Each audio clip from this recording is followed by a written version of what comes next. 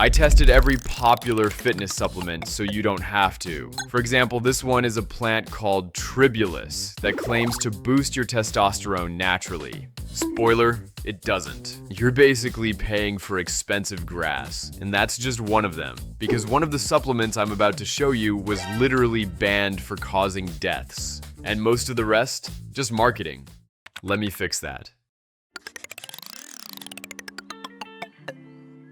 BCAA. Branched chain amino acids supposedly help with recovery and muscle growth. Sounds great. But if you're already eating enough protein, you're getting them from food. They're in meat, eggs, dairy, and protein powder, so you don't need to buy them separately. But the supplement industry loves BCAA because they're expensive and sound scientific. Meanwhile, study after study shows that if you're hitting your daily protein intake, BCAA don't add anything. Glutamine. Glutamine is another amino acid that the supplement industry hyped up as essential for recovery. Reality check, your body produces glutamine naturally, and unless you're training like an Olympic athlete or recovering from surgery, you don't need more. The studies on glutamine for muscle recovery? Weak, at best. It might help with gut health and immune function if you're under extreme stress, but for the average person hitting the gym a few times a week, it's not doing much. Again, you're paying for something you already have, so skip it. Creatine. Creatine is one of the only supplements that's actually backed by real science, like hundreds of studies, and this one works.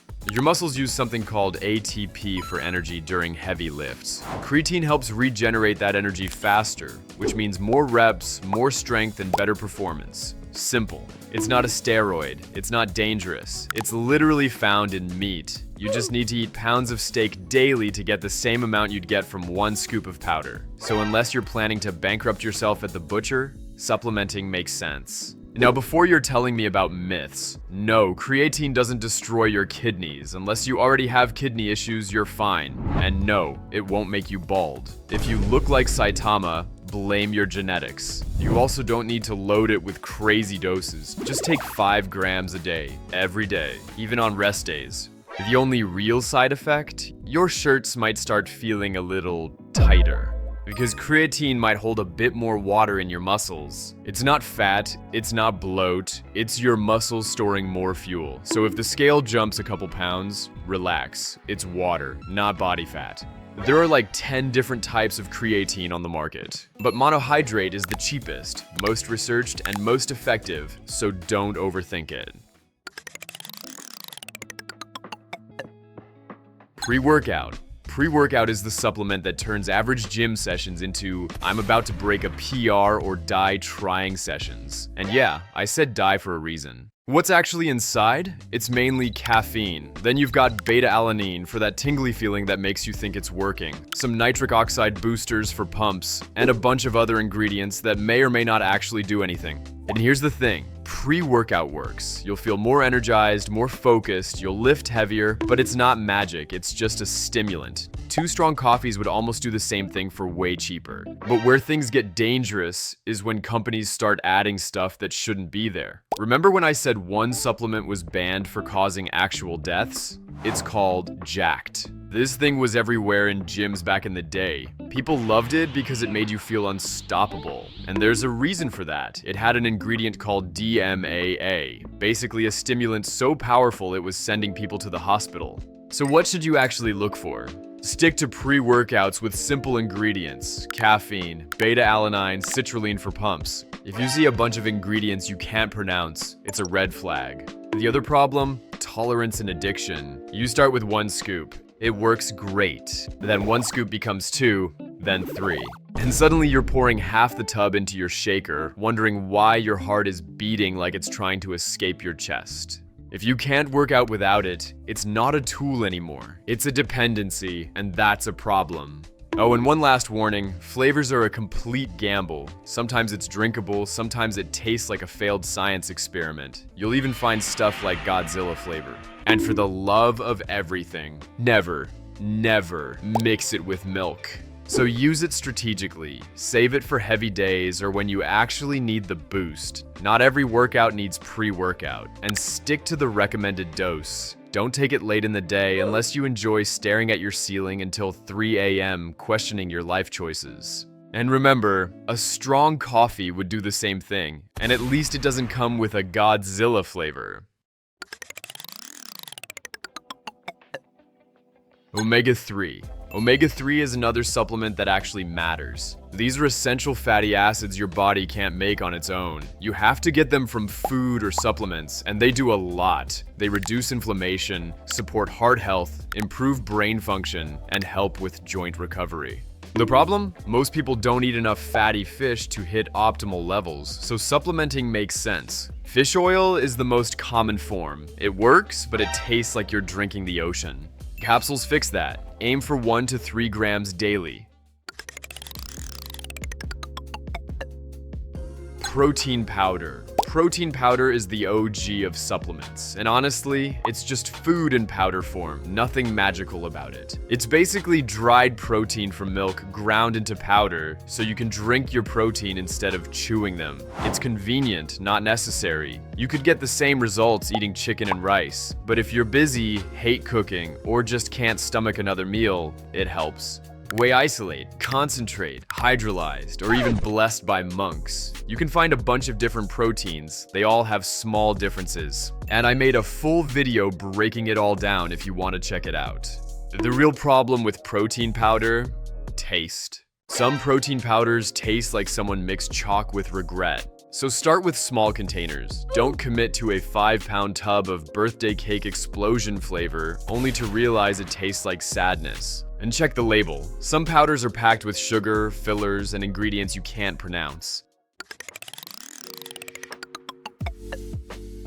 Vitamin D3. Vitamin D3 is the sunshine vitamin, and chances are you're deficient. Unless you're outside every day getting actual sunlight on your skin, you're probably not getting enough vitamin D3. And no, sitting by a window doesn't count. The glass blocks the UV rays you need. Vitamin D3 affects your immune system, your mood, your hormone production, your muscle function. So when you're low on D3, everything feels harder. Workouts feel off, you get sick more often, your mood drops. Most people need anywhere from 1,000 to 4,000 IU daily, depending on how much sun exposure they're getting. If you live somewhere with actual winters, you definitely need it. Take it in the morning with a meal that has some fat in it, because D3 is fat soluble, meaning your body absorbs it better with fats. And don't take it at night unless you want to mess with your sleep. And here's what nobody tells you. Vitamin D works with magnesium. If you're low on magnesium, your body can't properly use vitamin D, which brings us to, yes, magnesium. One of the most underrated supplements out there. And most people, deficient, without knowing it. You're stressed, you can't sleep, you get muscle cramps, you feel anxious. That's often low magnesium. Magnesium is involved in basically everything. Muscle recovery, sleep quality, stress management, and your entire nervous system. If you're training hard, you're burning through magnesium faster than you can replace it through food alone. The problem? Not all magnesium is the same. Magnesium oxide, cheap and poorly absorbed. You're basically just flushing it away. Magnesium glycinate or citrate, way better absorption. Take around 400 milligrams in the evening. It'll help you sleep better, recover faster, and wake up without feeling like you got hit by a truck. If you're only going to take 2 supplements outside of creatine, make it vitamin D and magnesium. They work together, they're cheap, and most people are deficient in both. Multivitamins. Multivitamins is the supplement your grandma swears by. And honestly, most of you are wasting your money. They're the spray and pray approach to nutrition. You're throwing everything at the wall hoping something sticks, and most of it doesn't. Because your body can't absorb most of what's in a multivitamin, especially when it's all crammed together in one pill. Some vitamins compete for absorption, some need specific conditions to work, and some are in forms your body barely uses. If you're eating a relatively balanced diet, some vegetables, some fruit, some protein, you're probably getting most of what you need. The only people who might actually benefit from a multivitamin, people with very restrictive diets, or people with specific deficiencies. For the average person hitting the gym, you're better off spending that money on actual food. Here's the smarter approach. Get a blood test. Find out what you're actually lacking, then fix that. Vitamin D low, take vitamin D. Low iron, take iron. Don't just blindly take 47 different vitamins because the label looks convincing. And if you still want to take one, at least pick one that splits the dose between morning and night, because your body can't absorb everything at once anyway. Fat burners. Oh boy, here we go. Let me save you hundreds of dollars right now. Fat burners don't burn fat. They can't. That's not how your body works. What they actually do is make you feel like something is happening. Most of them are just caffeine with a bunch of random plant extracts. Green tea extract, Garcinia cambogia, raspberry ketones, all stuff that sounds scientific but almost does nothing.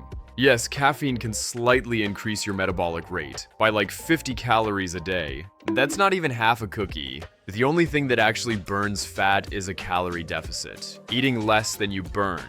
That's it. No pill changes that equation. And remember jacked? Yeah, fat burners have the same problem. Companies keep adding questionable stimulants to make you feel something. You'll feel jittery, sweaty, anxious, your heart rate goes up, and you think it's working. Well, not really. You're just overstimulated. That's not fat burning. That's your nervous system freaking out. So save your money. Spend it on food that actually fills you up while keeping you in a deficit. That's the real fat burner. Or skip the guesswork completely and join Hero Project to easily reach 10% body fat and maintain it all year. I'll put the link in the description. Mass gainers. Mass gainer is the shake that promises to turn you into a monster. In reality, it's just protein powder with a bunch of cheap carbs and sugar added to it, and they will charge you $80 for something you could make yourself for a few dollars. Here's the formula: maltodextrin, which is basically sugar, some protein powder, and maybe some creatine if you're lucky, and flavorings. Mix it together, slap a picture of a jacked dude on the label, then call it Mass Fusion 5000 and sell it to skinny guys trying to bulk. Now, to be fair, these do have a use if you're a true hard gainer struggling to eat enough calories and physically can't get another meal down.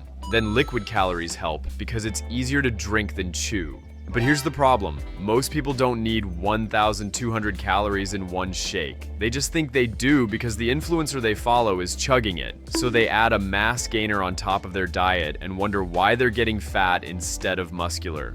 Mass gainers don't build muscle any better than regular food. They're just calorie dense. And most of those calories are coming from sugar. A better option? Make your own. Protein powder, oats, peanut butter, banana, and whole milk. Blend it. Boom. Cleaner, cheaper, and actually solid. And here's the real secret nobody tells you. If you're struggling to gain weight, you're not eating as much as you think you are. Track your calories for a week. Most people are shocked when they realize they're eating way less than they thought. Or sometimes the other way around. So, no. You don't need an $80 tub of Mastech 5000. You need more real food. Rice, pasta, potatoes, meat, nuts. That's what builds size. The shake is just a shortcut for when you literally can't eat anymore. Alright, we've covered a lot. Now let's rank every single supplement we talked about in a proper tier list, because you need to know what's actually worth your money and what's complete garbage. BCAA. If you're already eating enough protein, useless. D tier. Glutamine, C tier. Might help a bit for health, but not for muscle. Creatine, the king. Cheap, proven, actually works. S tier. If there is one supplement to take, this is this one. Pre-workout, it works, but let's be honest, it's mostly caffeine. B tier. Omega-3, great for your joints, your brain, and overall health. A tier. Protein powder. Just food, but convenient to reach your daily protein goal. A tier.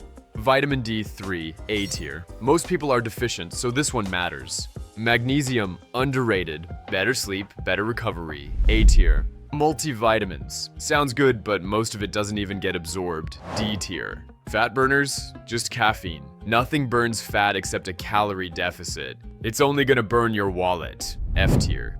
Mass gainers, it's just expensive sugar. Just eat real food. F tier. And test boosters, again, it's random plants with scientific names and marketing. No real proven effects. F tier. Keep in mind that if you want to build muscle, supplements aren't the answer. They're just a small piece of the puzzle. Click here to learn what actually builds muscle.